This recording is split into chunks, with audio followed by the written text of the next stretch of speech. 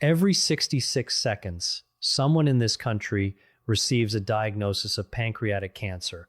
And one of the hardest facts about it isn't the disease itself, it's how quietly it announces itself first. The symptoms don't scream, they whisper. A little more tired than usual, a little less appetite, a backache that seems to have no obvious cause.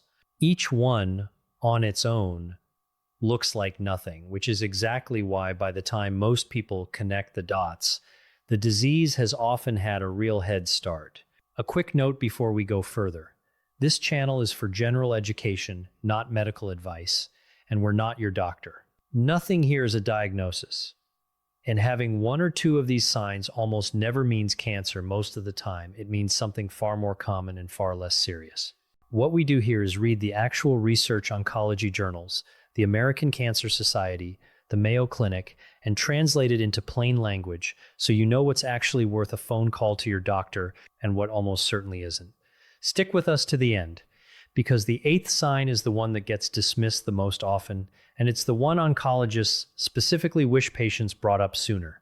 Before we go further, tell us your age and what state you're watching from in the comments. We read every one, and it shapes what we cover next. Here's what almost nobody explains clearly. The pancreas sits deep in the abdomen, tucked behind the stomach, which means a tumor there can grow for months before it presses on anything that produces an obvious symptom. Picture it like a leak starting behind a wall in your house. By the time you actually see water on the floor, it's often been dripping for a while already. That's not a reason for fear. It's the reason this list exists, because the earlier signs, subtle as they are, tend to arrive before that water on the floor moment. And noticing the pattern, not any single symptom alone, is what actually matters here. Number 8, and one of the quieter ones, is a sudden change in blood sugar or a new diabetes diagnosis with no other obvious cause, especially after age 50. Here's the mechanism. The pancreas doesn't just aid digestion, it produces insulin, and a tumor can disrupt that function before it's large enough to cause any other symptom. Research published in the journal Gastroenterology has found that new onset diabetes in adults over 50, particularly when it appears without the usual risk factors like significant weight gain, is associated with a modestly elevated likelihood of an underlying pancreatic tumor being present associated, not proof, since the overwhelming majority of new diabetes diagnoses have nothing to do with cancer at all. Still, it's specific enough that the American Cancer Society lists it as one worth mentioning to your doctor if it comes up unexpectedly. Number 7 is unexplained weight loss, not the kind from a new diet, but weight coming off without trying, often alongside a noticeably reduced appetite. The mechanism here involves both the tumor's effect on digestion and broader metabolic changes the disease can trigger throughout the body.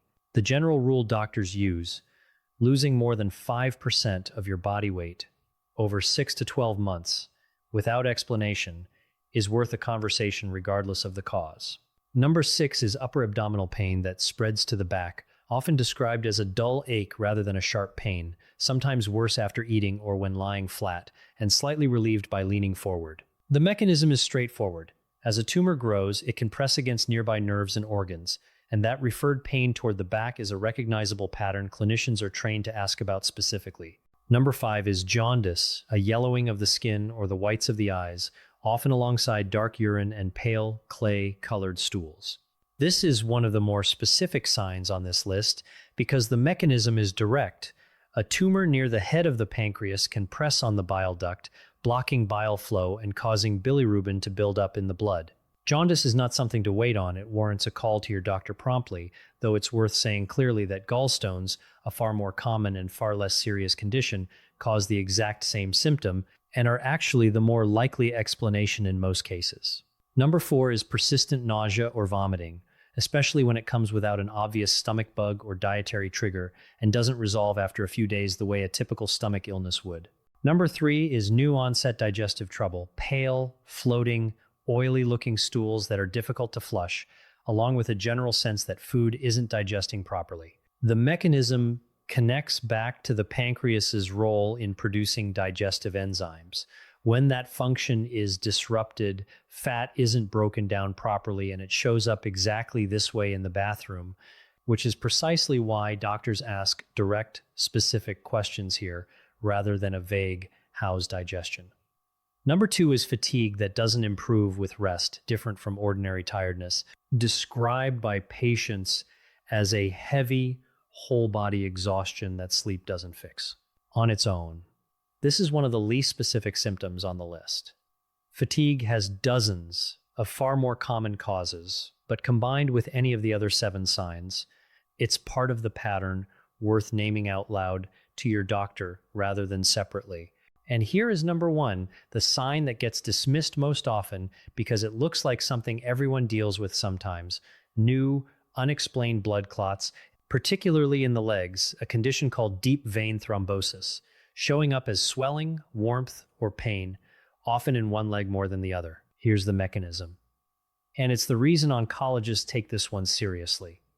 Certain cancers, pancreatic cancer among them, can alter substances in the blood that affect clotting, and research published in the Journal of Clinical Oncology has documented that unexplained blood clots sometimes precede a cancer diagnosis by weeks or months, a connection well established enough that unexplained clotting, especially without a clear cause like recent surgery or a long flight, is now something doctors are trained to investigate further. This sign gets missed constantly because a leg clot looks and feels like a pulled muscle or ordinary swelling, and by the time it's correctly identified as a clot, the underlying cause often hasn't been asked about at all. Consider a man in his late 60s, call him James, who'd felt unusually tired for a couple of months, chalked up a new backache to years of yard work, and then noticed his left calf was swollen and warm. He assumed he'd strained something. When it didn't improve after a week, his doctor examined him, found a blood clot, and because of that specific combination of symptoms, ordered further imaging that led to an early pancreatic cancer diagnosis. James's outcome was meaningfully better than it likely would have been if the clot alone had been treated without anyone asking what caused it. His story isn't a guarantee for anyone else. Pancreatic cancer remains genuinely difficult to catch early, and that's an honest, sobering fact, not something we're going to soften. But it's also the entire reason this list exists. Not to create fear, but to give you and the people you love a specific, real pattern worth naming to a doctor instead of quietly explaining away one symptom at a time. So here's why this list matters more as a pattern than as 8 separate items. Any one of these symptoms alone is far more likely to be something common and far less serious that's genuinely true. And it's worth sitting with, not just saying once and moving past, but 2 or more of these together, especially in someone over 50, especially if they're new and don't have an obvious explanation, is worth a direct conversation with your doctor, not panic, not a trip to the emergency room, unless something here is severe or sudden, just a clear, specific list brought to your next appointment. Tonight's plan, in one sentence: if 2 or more of these describe you or someone you love right now, write them down and bring that exact list to your doctor at your next visit. Before you go, has anyone in your life dealt with any of these signs? Tell us below. Your answer might be exactly what prompts someone else to finally make that appointment. And if this explained something worth knowing that nobody sits families down to walk through, send it to someone in your life over 50. It costs nothing, and it might be the nudge that gets a symptom checked instead of explained away. One more thing before we close, because it matters as much as the list itself. Nothing here is a diagnosis, and having 1 or 2 of these signs is far more likely to mean something else entirely. This isn't a reason to panic. It's a reason to ask.